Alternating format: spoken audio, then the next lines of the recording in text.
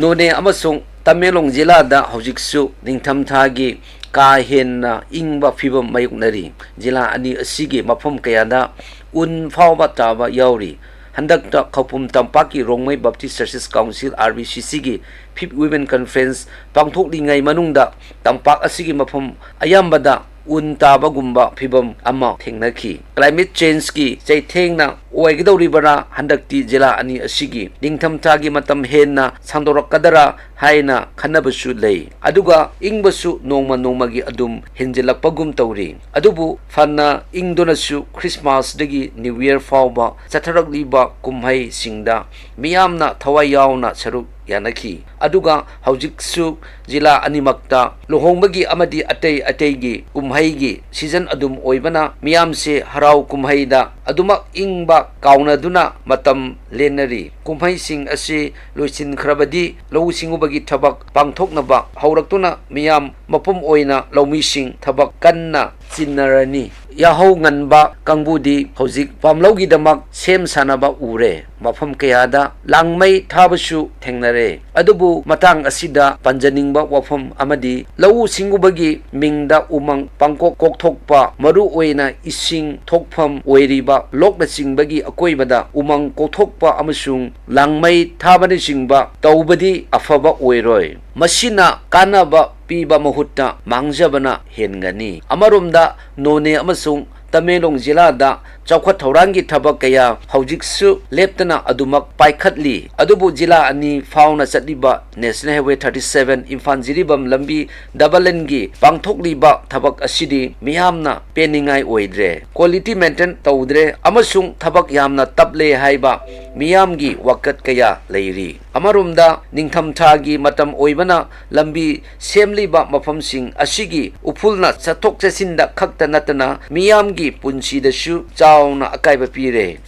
ingba matam oibana laina kaya lakadara haibagi akiba leire maram aduna compensation gi yanadaba leirabashu natraga atoppa maram kaya leiragashu lambi sembagi thabak ase hek yaba makai thuna luisinba miyamna pamnari nongju amuk yoraklabadi phibam ase ka henna sosilakadabana amuk ka henna khodong thiningai oirakani Noney jila dasu war on drug leptana saugatnari Noney headquarter gi akoibada leiriba khul kun henmagi sangstan oiriba villages council longma area na Manipur sarkar gi war on drug ki khongjang saugatpa mifam amana tongan ba warep kaya marum laukhre warep sing adugi manungda anti social elements sing thingba drug lana sijinaba amasung yonba thingba yauri Hanna Rongmai Naga Baptist Association RNBA kauramba hojik amuk Rongmai Baptist Churches Council RBCC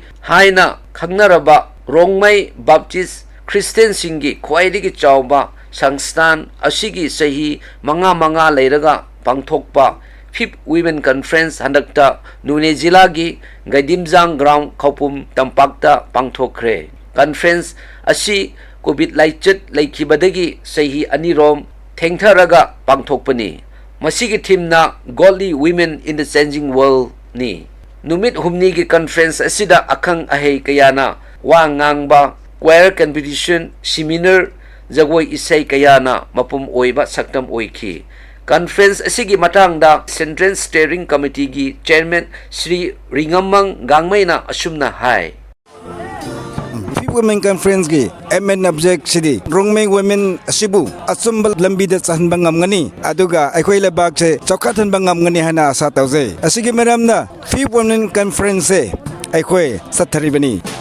miwai lising tramanga henna saruk yakiba conference asi loikhibaga loinana jila ani sigi miyamna lakadoriba kumhai kayagi damak amuk sem saduna leire jila gi sithi asi anauba sahi asigi oinadi ahanbani aduna anauba sahi asina miyamdasu harau tayamba amasung nungai yaifaba porakpa oirasunu